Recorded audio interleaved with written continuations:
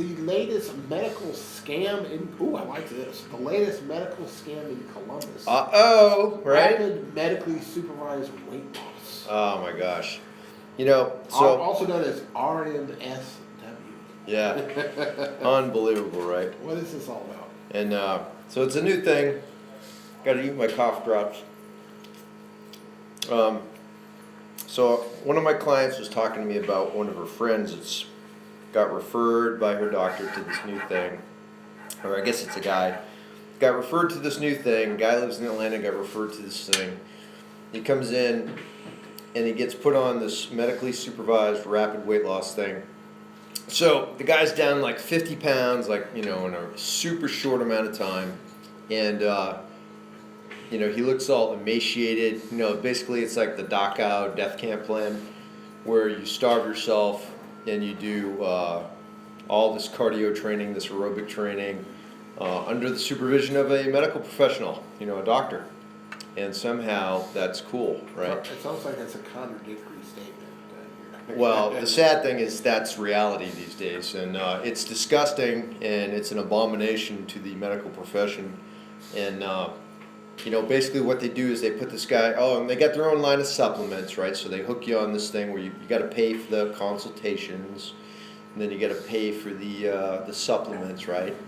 And so you buy in they got a little protein shake, and basically you don't eat any real food. You drink their little packet of oatmeal, and you drink their little protein shake, and the guy's been getting like 700 calories a day, and he's been doing like an hour and a half of cardio or aerobic training a day. And so naturally he's down like 50 pounds in like a short amount of time, and he's all emaciated. He looks sickly. He looks like he just came out of Dachau. And, his doctor's like, oh, you're doing great, man. This is, because that's all they got for you. And I'm like, what an abomination. What a disgusting, just travesty that's just unbelievable, I try to make people healthy. I try to make people fit. And then I try to do it the correct way so you don't do all those things. And then you got these people just, so much for the Hippocratic Oath and taking care of people when you just throw your soul to the devil just to make money, because there's nothing good that comes out of, all of these weight loss things. Nothing good. Nothing good can medically come about. And it just seems like it baffles me, like, how do doctors not know this? And of course, if they don't know it, then they probably, that's a problem by itself. And if they do know it and they still condone it, that's a problem too, right? Because, when you starve yourself, nothing good can come out of that. Nothing positive can come out of that. So this guy's like, this poor guy, he's got to come all the way from Atlanta to this place in town. They give him his little shake and they tell him he's doing great because he's almost dead. And, that's just one of many, and then they got, all the other bariatric crap, right? And then they got all the surgeries, gastric bypass, liposuction, lap band, and then they got the thing where they freeze the fat off you. Welcome, Greg Countryman. Where they clamp this big ice clamp on and they freeze your fat. So what do you think happens when they clamp something on you and they freeze a portion of your body? Isn't that called frostbite? Yeah, it kills it kills the cells, right? And it's supposed to, your body will diffuse of the dead tissues. Well, guess what else it kills? It doesn't just single out fat; it kills everything in its path, right? Yeah. So that means all the good tissue turns black and falls off, and then you die. Yeah. So, and you got people out there making money off of people doing this stuff. If I'd have gone that route long ago, I'd be a zillionaire by now because, I'm a weight loss specialist. I'm formally trained in all that barbaric, incompetent stuff. But I just refuse to do it because it's so unhealthy. And I just can't believe it's just like every time you get disgusted, there's always something to bring you a little bit lower. So this is a new thing that's in town, making millions off of people. And, under the guise of medical supervised. Boy, I tell you, I got nothing good to say about anybody associated with that stuff, and I'll just leave it at that. If you're a medical professional and you do things that are blatantly unhealthy to people, and to make a buck, and whatever, man, I I can't condone that in any capacity. There's no explanation that would justify any of that stuff. Come on, you're sugarcoating it. I know. Yeah, I mean, starving people, having them do cardio. I mean, that's like, what year are we in, and what planet are we on when we're still starving people and having them do cardio, like death cardio? Like, where you're just wasting away, and like, oh, look, he looks like he's fresh out of the death camp. And it's like, are you kidding me? That's supposed to be medically supervised stuff. I just can't believe it anymore, I'm just, I just got to go see if I'm going to start a death camp program in my backyard. Just be like, hey, you want to lose 1,000 pounds overnight? Come see me. And, because I mean, if you just want to make the scale change, weight loss is nothing more than just making the scale change. So if I take a chainsaw to your femur and I saw your leg off, how much do you think your leg weighs? That's probably at least 10, 15, 20 pounds, right? Yeah, okay. And you got two of them. So if I chop off both your legs and 40 pounds. Take your carcass and put it on the scale, you'd be down like a whole bunch, I even had a girl one time ask me if they could remove ribs, because think about how much your rib cage weighs. This girl was like a size 0. I mean, you're talking like, this goes beyond the physical problem. This is like a psychological issue. This is where you start getting into the eating disorders, and when people are talking about removing bones, asking their doctors any surgical procedures to remove bones because they weigh too much. It's like, wow. But anyway, that's a new level of disgust in Columbus. Great job. And if you're out there just contemplating that kind of stuff, stay away from anything to do with doctors and weight loss. It is an abomination. It is, unhealthy, and should be avoided at all costs. Like, oh my Lord. Like the plague. Yeah. It's the ultimate, like, not right thing. When you associate medical with weight loss and it turns out to be like the death camp thing, there's just no, I don't care who it is or what credentials they have, you can't justify that. That's just an abomination. It's unhealthy, and I recommend you stay far away. So that's that. All right. How about? Hey, I heard Lenny is back. Big Lenny is back in the house. Lenny was one of my old my fitness boot camp legends from yesteryear, and he lost in 8 months he lost over 50 pounds, cut his body fat percentage in half, and just became a beast of a man. He used to be like over 300, and for the last 5 years he's kept under, he's been around 250, and he's kept that 50 pounds off. He's just a super great guy. Just got his PhD.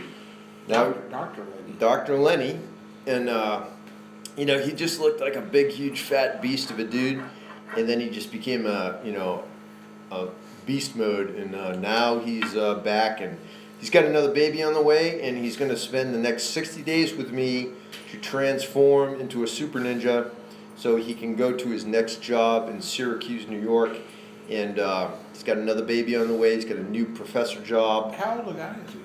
He's in his late 30s. Wow, that's impressive. Last 5 years in doing his doctorate, and he's been teaching at Virginia Tech, and now he's moving up to New York, and his wife's about to have a baby. She's a PhD candidate. Unbelievable drive that these people have, and he came back to me, which I'm honored and privileged that he came back to me after all these years, and wants to continue the mission, using my methods, because proven methods, he's done fantabulous stuff, and that 50-pound weight loss was over a period of 8 months, and he put a lot of muscle on. So he actually gained a lot of weight while he lost that 50 pounds and really lost a lot of body fat. So his performance is up. So I'll be documenting his new journey, his next 60-day journey online. You can follow it on any of my social media sites, and I put the first post last night on Instagram and Facebook.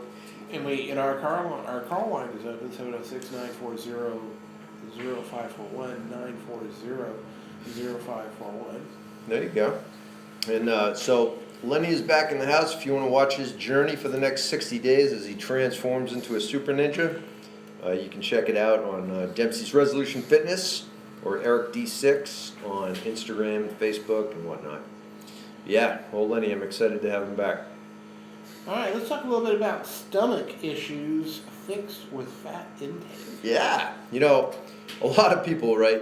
Fixed with fat intake. Fixed, Okay. solved, cured, right? And of course, we don't cure or fix anything medically, right? This is just if your belly's in a little uproar because Solutions. Yes, solutions, factual, effective solutions. But a lot of people have a problem when they try to get healthy. You got to increase your protein intake, regardless of whatever buffoon tells you not to. You must increase your protein intake, and in order to do that, you are going to run the risk of not having your macronutrient ratio right, which means not enough fat to go with the protein and the carbs. And that will literally tear your belly out. Like, it will cause all kind of digestive. Too much protein without the fat will really cause gastric distress. And some people, they just don't understand. They're like, oh, every time I eat this protein stuff, if you eat a bunch of meat or protein powders or any kind of protein source, it's going to hurt your belly if you don't have fats with it. So the simple fix to most gastric, a lot of belly issues is because the lack of emulsifiers and the lack of bile and the lack of all the things. Fat does amazing things in the human body, right? And so if you're not eating enough fat, and we're talking good fats, right? If you're not eating enough good fats, your body can't process and digest things properly, okay? Because it just, it doesn't have enough stuff to do it. So you're not giving it the raw materials. So a simple solution is make sure that your meals are complete meals with protein, fat, and carbohydrates, right? And then you miraculously, won't have any kind of stomach distress like you used to have. So if you're having some kind of stomach issues and all of a sudden, you got to try adding some fat into your diet. And then when you eat the fat, a 99% solution, your stomach issues will go away. And that is really, really something that is not rocket science. That's just basic biology 101.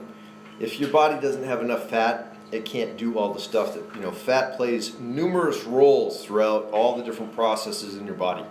And if you have a lack of fat, that's why low fat is absurd. Another, incompetent statement, to say low fat, no fat, all that crap, right? That's buffoonery. Your body has to have the right amount of good fats in order to be healthy.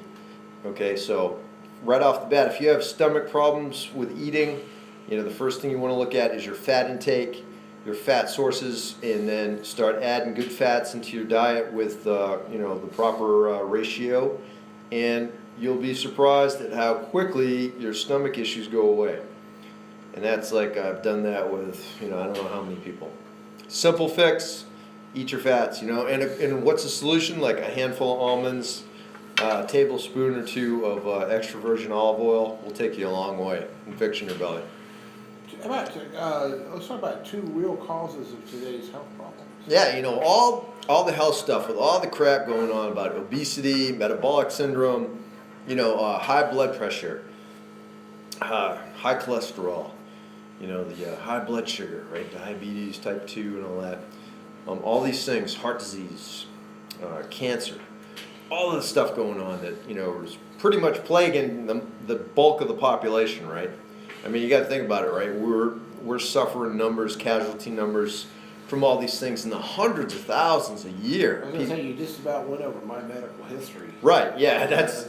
Well, like we said, you are the poster child. Yeah. So the real thing, the underlying thing behind all of that, because naturally you go to the doctor and they want to treat each thing. They treat the symptoms, right? But nobody actually, finds the source. What is the real problem? What is the thing causing all of this stuff? And there's two underlying factors that science, it's an amazing thing that science, has all this information available, right? And that, our medical community and all these wizards out there that are supposed to be saving the world, they selectively look at the science. If they don't like what it says, they just, kind of like the climate change and the global warming crap. You know, like if you don't like the science, like, oh wow, polar bears are actually doing really good and there's more ice than ever, you know, you don't want to hear that when you're a climate change dude, right? So, same thing with the medical stuff. There's two things, okay? Your pH level and chronic inflammation. Those are, because, let's talk about the pH level. A medical doctor, I can never remember these cats' names, but like, I don't know, like something in the early 1900s. One of these medical doctors came out and talked about the pH levels. And, you know, the dude's brilliant. And I always look, you know, I talk a lot of crap about doctors and stuff, and not on a personal level. You know, I have a lot of great friends that are and a lot of great people I know that are medical doctors. But I'm talking about the industries, like big pharma, the big medical industries, these $1 billion-a-year corporations that are, you know, they're just out for the money. They don't care about the little guy, me and you. And so anyway, That's for sure. you know, so pH levels. No negative thing in your body can survive in an alkaline state. Like all the medical stuff that goes on in your bodies, all these bad things, right? Like cancer, all these different things. There's two ingredients that have to happen. You got to be in an acidic state, and you got to have chronic inflammation. Chronic inflammation is like one of the, you know, and you know, look at the science. If you don't know about it, if you don't understand what's going on with it, you know, the chronic inflammation markers that are available now for testing, they never really looked at it before because nobody really knew, but now it's coming out. You know, chronic inflammation is caused by all of this bad stuff, by developing all of these other symptoms, these sub things, you know, like the diabetes and the high cholesterol and all this stuff, the blood pressure and the heart disease. They're all intermingled like a giant spider web. But chronic inflammation, you know, is the root thing that starts to cause all of this stuff. And chronic inflammation is usually almost exclusively found in an acidic environment, right? So one of the solutions is you should be tracking, if you have these issues, you need to get some of them pH test strips that they sell. They have these oral ones. They have different ones you can just stick on your tongue, and it will tell you, just give you a generic rundown of where your pH is. So if you don't have a clue about what's going on, and you suffer from all these different conditions, you know, like candida and all these different yeast-related infections and all these other kind of ailments, you know, pH level has everything to do with all of that stuff. And so if your pH level is too acidic, you know, there's all kind of alkaline foods that you can eat, all kind of things you can do to rapidly change your pH level from acidic to alkaline. And the bad stuff, all the bad stuff in the universe can't survive in an alkaline environment. It has to be in an acidic environment where chronic inflammation is just, you know, proliferating and just growing.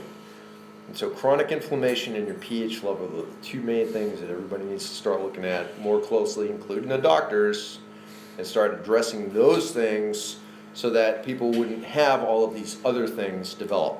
You know, it's a crazy concept, right? Go to the actual cause of the problems and wipe them out, and so you don't develop all these other problems. It's a crazy concept, but if you have any of these issues, I would take a closer look and start researching and reading the science on chronic inflammation and pH levels, acidic pH levels, and, you know, its relation to disease and all these bad things. So there, take that. Hope that helps. So what do you think? What do you think? The average person, what do you think daily is the single most important nutritional thing that people can? I mean, is it water? Is it fiber? Is it protein? Is that an individual thing? Well, the sad reality is it's probably all of that. I mean, people's food nowadays, when you look at the standard, like your typical American, right? You're not drinking enough water, but you're drinking a whole bunch of other stuff that's probably really high in calories and sugar, right? And they're not eating enough food. You know, your total caloric intake from healthy foods is really low. and your caloric intake from processed foods is really high, and your protein is low, your fat's even lower, but your processed carbohydrate levels are through the roof. So you're packing on fat, you're creating that acidic, chronic inflammation environment that we were just talking about. So all of these things, blood pressure, diabetes, cholesterol, heart disease, all this stuff's going to come up.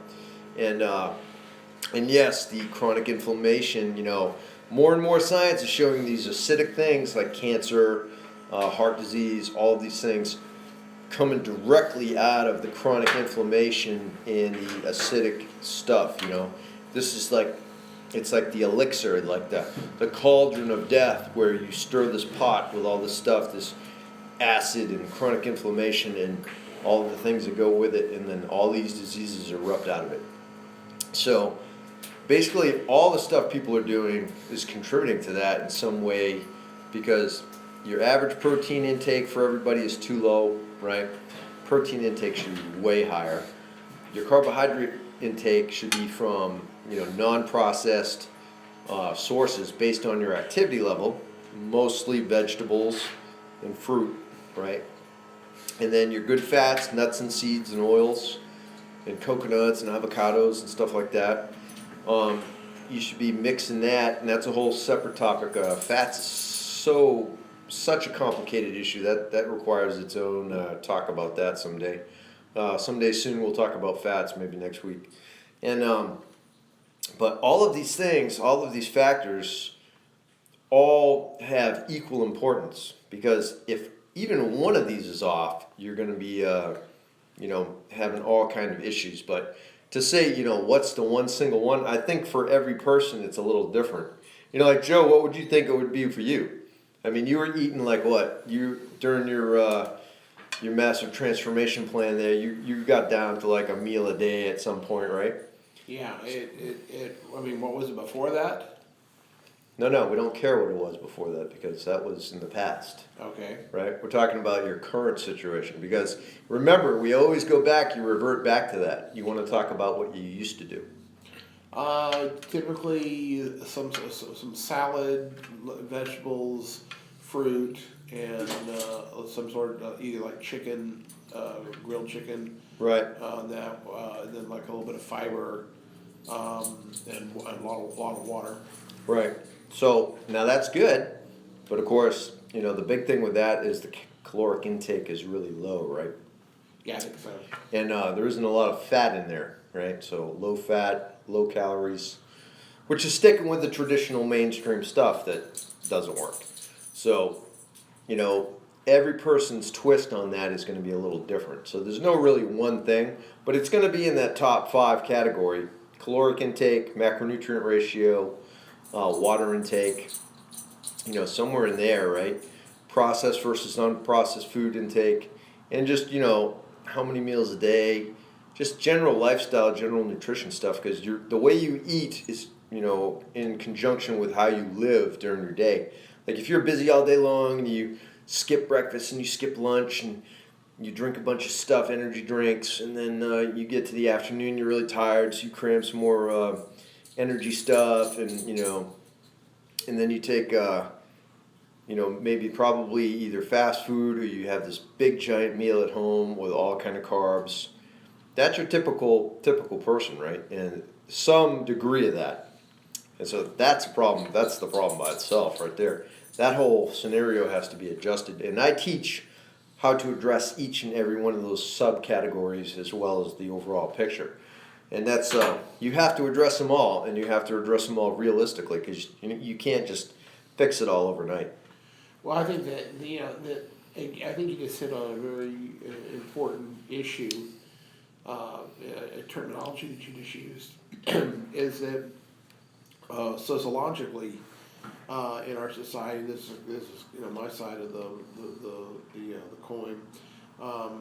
Sociologically, we have built a society today that is extremely demanding of quick, instant fixes. I mean, I can actually remember you know, and not to show you how old I am, but because it's not that old in terms of technology wise, but I can remember, and I'm not being facetious, I can actually remember sitting in the, actually, I guess it would have been the late or very early 90s, where I was on an iMac or Macintosh computer, and I can remember communicating through AOL with another person, and actually saying, you know what? I was able to get through this person, and they got back to me in less than 5 minutes.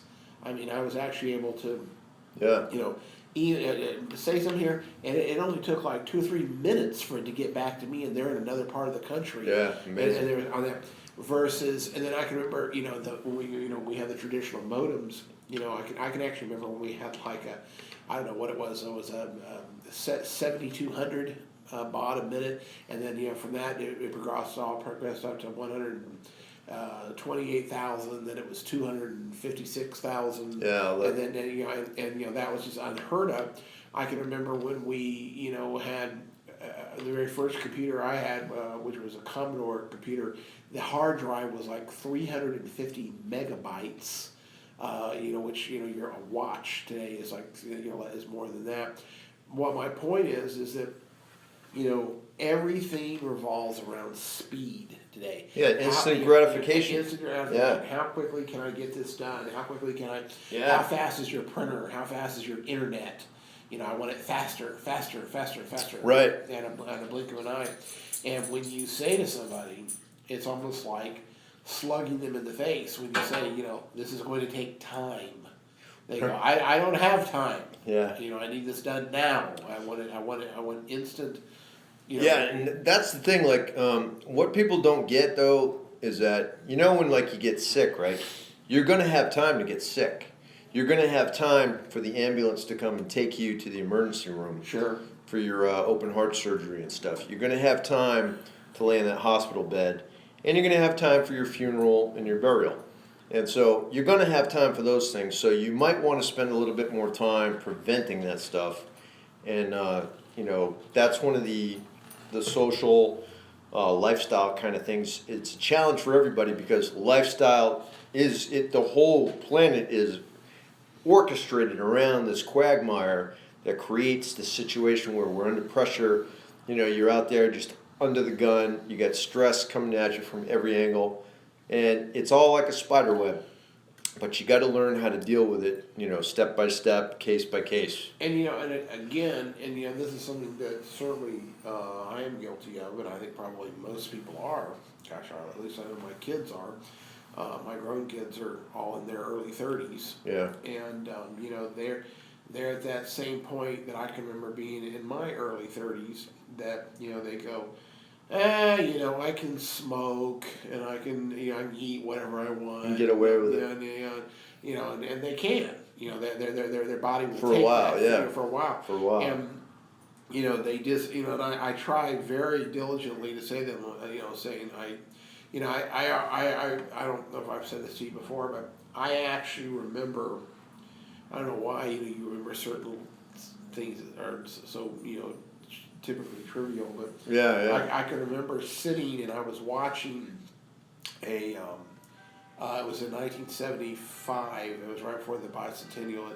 And the bicentennial in 76, we had these things called these bicentennial minutes, and it was like in between commercial they'd have like a bicentennial minute. It was some historical thing, and in between one of those, I was sitting there and I think I was, gosh, let's see, I would have been 75, 15, 16, somewhere around there. Yeah. And I was a skinny little rat and could eat whatever I wanted to eat and stuff. Yeah. And I remember seeing this commercial saying.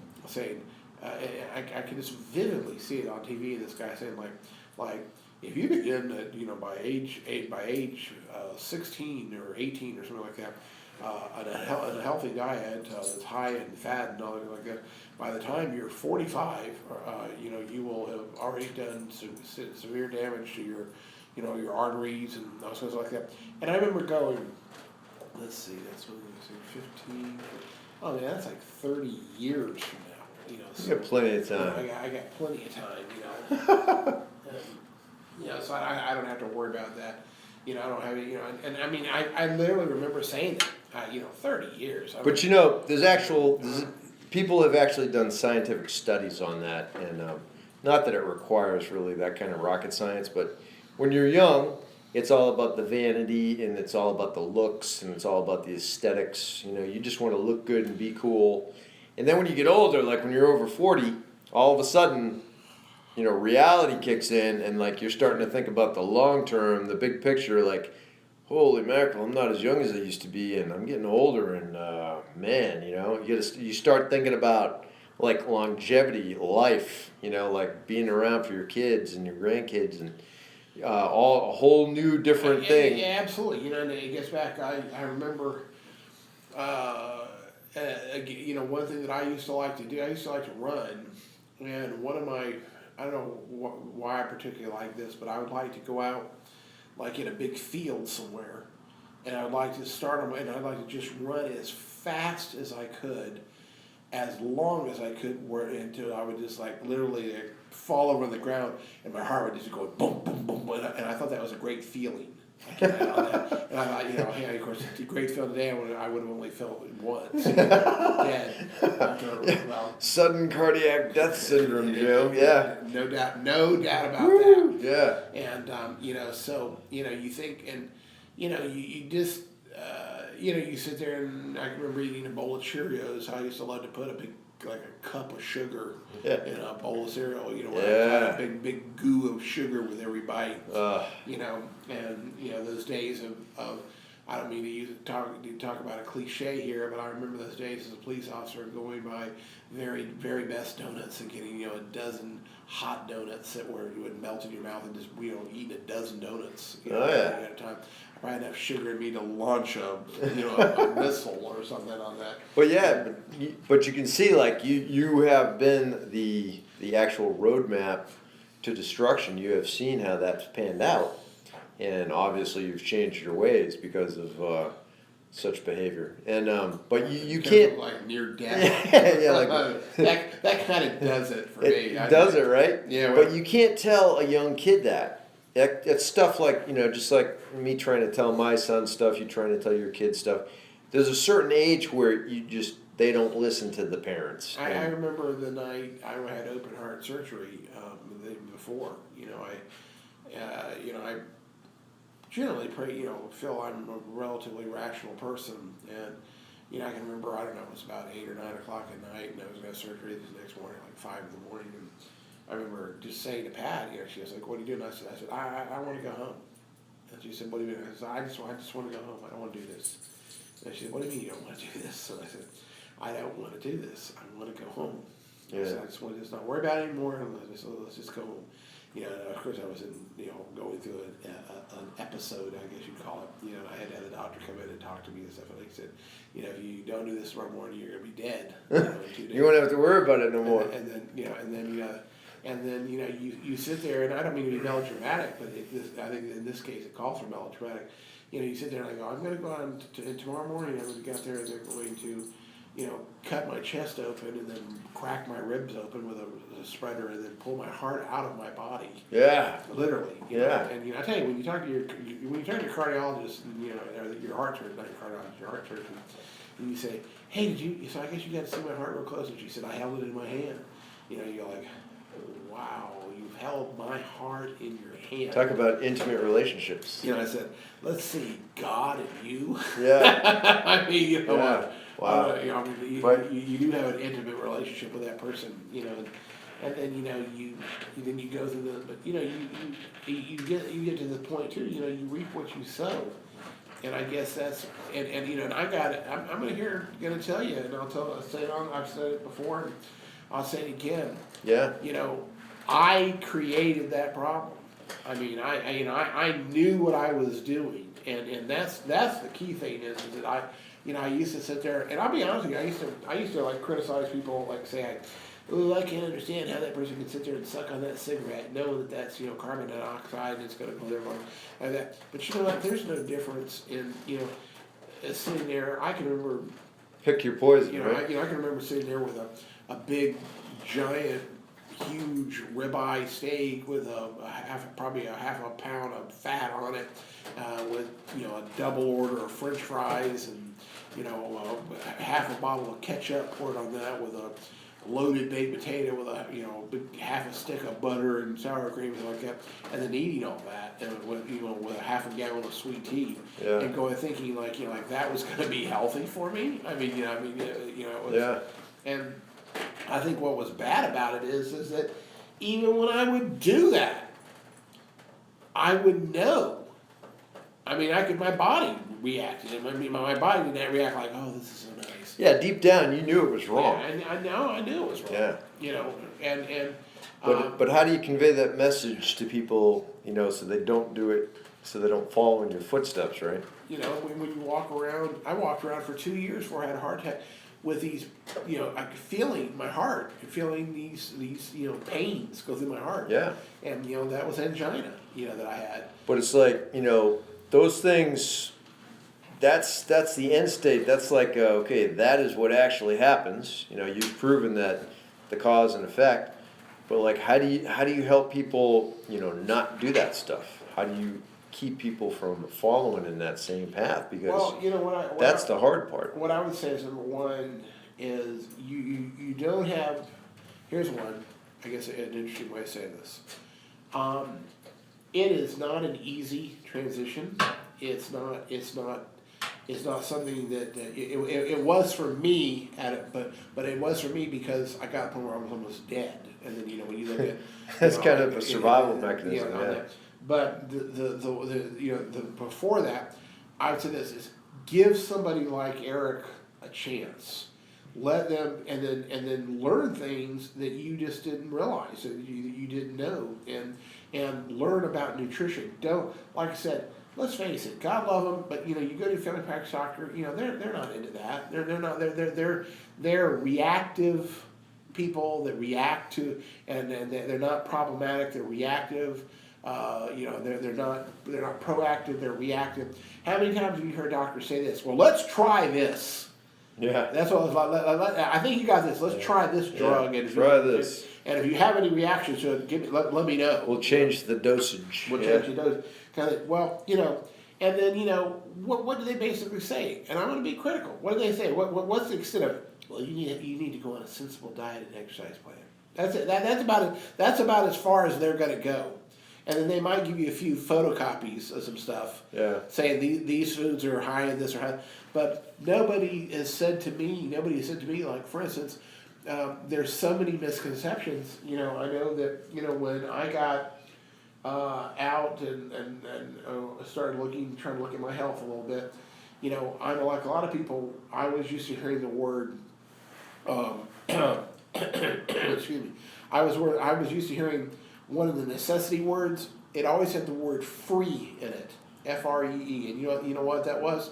You need to have a fat-free, a carbohydrate-free, a salt-free, a sugar-free, a fat-free. And then all of a sudden I realized something, that you can't do that. You can't. You have to have all, and I learned that from Eric. You have to have, and I actually, as you know, had a very serious sodium thing, right? That got me was I had done an incredibly good job. My wife will tell you, I was just. You went no sodium, right? Yeah, to literally. I would pick up every single thing and look at it. No sodium. And I was I'm not having any. I'm cutting out some. And then guess what? I go in and the doctor says, well, you're still fat. But so your blood work is great. Your cholesterol is great. Your triglycerides is great. Your blood pressure is great. However, what do they call it? The THS. Oh, your T3 and T4 levels? And my thyroid was like off the charts. Because your iodine? Yeah, it was like 18 or something like that. Because iodine has direct correlation to your thyroid. I said, well, what could cause that? And he said, like, well, it's you're either taking too much or not enough salt. Yeah. And I said, well, it's going to be not enough. He goes, well, how much you got? I said, nothing. Yeah. He said, well, see, your thyroid is overacting, trying to compensate for that. And so I said, so what are you saying? He goes, oh, well, you can't live without that. That'll kill you. you know. And I thought, Yeah. well, didn't another doctor tell me that I needed to go on a salt-free, Yeah. you know? And it's kind of like, you know what that kind of reminds me of? I love analogies, you know. It reminds me of the difference between fireproof and fire resistant. Yeah. You know, they say that, Yeah. well, that jacket is fireproof. No, it's not. It's usually fire resistant. Or that glass is bulletproof. Some are, but Yeah. most are bullet resistant. Yeah. You know, or that watch is waterproof or water resistant. Yeah. That means that it doesn't mean it's waterproof. It means it's going to resist it for a period of time. It's like, you know, I can hold my breath for about, you know, for a minute or two, and then I pass out. You know, it doesn't mean I'm oxygen resistant. Yeah. Or oxygen proof. I'm oxygen resistant for too much. But the whole point is this is not going. I don't understand why, and I didn't understand this until I'm in my 50s. That, you know, we go like, oh man, you know, you got to take your car and you got to put really good oil in it, or, you know, blows your engine. You put cheap oil in your car, and, you know, it's gonna blow your engine. You put bad tires on. You know, oh, you know, I'm gonna go to a dentist. I need to go. I've got a bad filling. I need to go to a dentist. I've got, you know, I'm having a problem with my arches of my feet. I need to go to a podiatrist. But yet, we're like almost, you know, it's almost like a nutritionist. Why would I need a nutritionist? You know, or why do I need to listen to a nutritionist? Or what are they going to tell me? Yeah. You know, and then you get people, and the people out there, you know what the non-educated idiots like me, what they do, they say, oh, well, you just need to eat right, son. You need to eat right. Yeah. Well, what does that mean? How many people say that though? Yeah, you know, you need to eat better. What does that mean? Yeah. What does that mean? And for everybody, you know, and the literal thing is like that means something different for literally everybody. And how many people, you know, well, just got to eat sensible and eat right, and, well, you know, number one, nobody that says that even knows what that means. They don't even know what that means. And then you have people back before I, you know, had known Eric. You know, when I would go out and I ate sensible. I had a really healthy salad. I mean, I did good fresh vegetables, had fresh carrots and lettuce and onions. Is that when you drowned it in ranch? And then you know, just little bits of croutons with not too much, a little bit of eggs like that, and then about a half a gallon of Thousand Island dressing. That's awesome. I mean, you know, I might as well just been said. So you're like, excuse me, can I just have an 8-ounce piece of fat? You know, or something like so that. you're just dipping your lettuce into the ranch, the bowl and then ranch. of course, and then top it off with 12 packs of saltine crackers.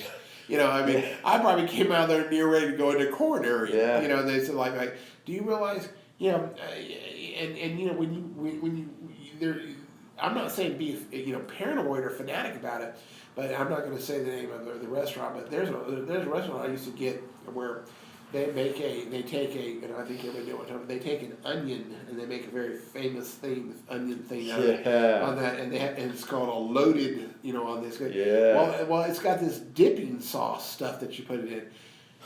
This thing, if you go on their own website, it's like they call it a family order, which is like for two, right? It's like 15,000 calories, and it's like 160 grams of fat. Wow.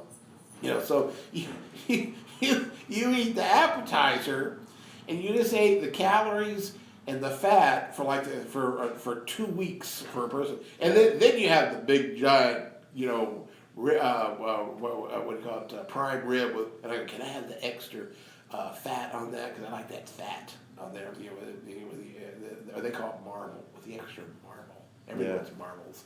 I like it marbled. Yeah. And you mean, can I get a double fry with the two sides? Yeah. We have steamed vegetables, we have French fries, and loaded baked potato. And you know, and I put a new meaning to loaded baked potato. I mean, that baked potato could have, you know, I mean, there's probably 2 pounds of stuff on it when I used to have it. Oh yeah. Well, but you know, people, it doesn't have to be that way, and there's easy fixes where you can still eat.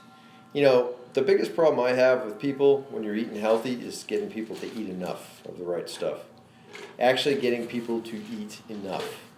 Well, everybody thinks I'm a crack dealer because I'm telling people to eat more, you know, and because when you eat healthy foods, trying to get the right calories in, because believe it or not, there's an actual number of calories that you're supposed to be eating, and it's not like less.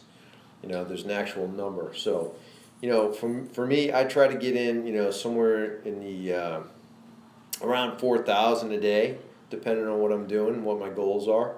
And for me to eat 4,000 calories a day of healthy food, like lean proteins, good fats, and fibrous carbs from vegetables and fruits, that takes a lot of work. And so, like, you're not, if you're eating healthy, you're not overeating. It's almost impossible to overeat when you have real healthy whole foods.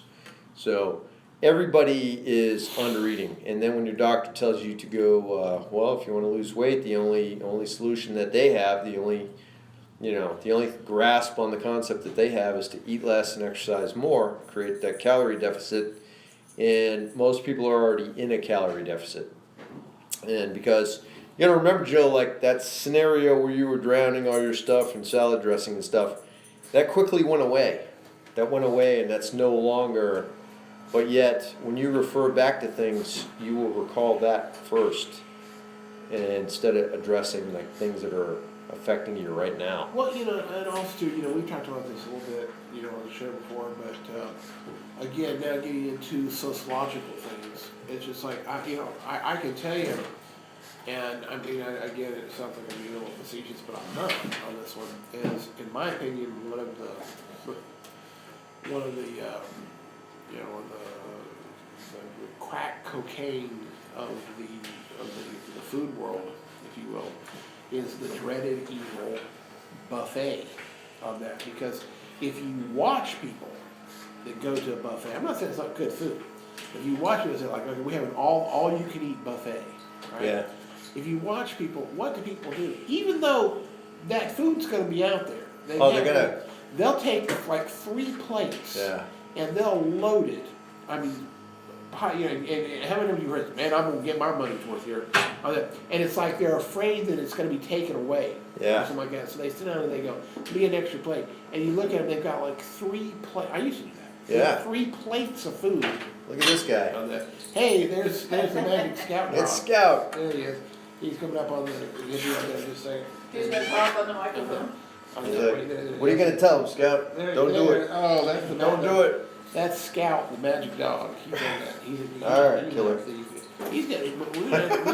We might need to get you to check on him. He's getting to be a little pudgy thing on that. He's getting. Uh-oh. McDonald's hamburgers. Well, that'll do it, right? See, fast food. See, slipping. But I'm trying to say. Not us. Not us. Just the dog. Just the dog. Us poisoning the dog, but okay. I can actually. Is that a parenting? My wife will tell you, I have not had a hamburger in. We have not had beef. Beef, period, in 16 months. Not a bite. Not even a little morsel, little tiny bite on that. Well, see, Because I'm scared of it. You know what I say to that? I don't consider that necessarily a good thing. And I'm not one of the red meat haters. I'm a red meat advocate, actually. I'm not a red meat hater. I'm a self-imposed victim of red meat. Well, number one, that's a whole topic by itself, the red meat thing. Because man, talk about the deception and the just misinformation about red meat, because red meat is a broad category. There's a lot of stuff under red meat, and there's a bunch of that stuff which is legit, like you should stay away from. Then there's a bunch of stuff that's really, really healthy that you shouldn't stay away from. But a broad brushstroke like red meat, that's like one of the major anabolic protein sources, right? Well, like I said, I think it gets back to me. What I was talking about is that it's what's the old saying that you got, you can make a Molotov cocktail, and that's what I would do is I'd make a Molotov cocktail. Not only did I have the big piece of red steak, I drowned it in ketchup, which is basically pure sugar on that. Yeah, the ketchup and then literally, I'm not being funny. How could it be even worse? Then I put half a bottle of teriyaki sauce or soy sauce on it. Yeah. So then I had that was back in the 3,000% of what I should have been eating. Right. Salt, 3,000% of the sugar, then 3,000%. Then I didn't get a 6-ounce fillet or something like that. I wanted the 36 ounce, big Texas, Sure. and I was the one that went, well, you want to cut all that fat out there? No, that's the good stuff.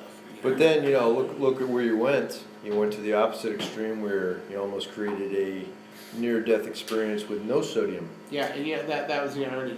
And so, I actually remember saying that to the doctor. I went, my God, But that shows you. I almost died being healthy, if you would. Yeah. So, but that's the mix that the fine line everybody walks is. You've got to understand all these differences and what's actually where's the line in the sand when you say low and no, low fat, low calorie, no this, no that. You got to understand there's numerical values that are with low. When you say low calorie, low fat, low carb, low this, there is a numerical value associated with that, and most people don't even come close to it. Well, Eric, we're getting ready to close out here for this segment. I'm gonna ask you if you agree with this statement, because I've heard this statement all my life, but it really hits home in the last few years to me. Okay. And and there's an old saying I heard since I was a child: "You are what you eat." And, Yeah. And I think the reality of that is that's another thing too. Is I'm a product. Unfortunately, foods that are horrible for you tend to be cheap, inexpensive.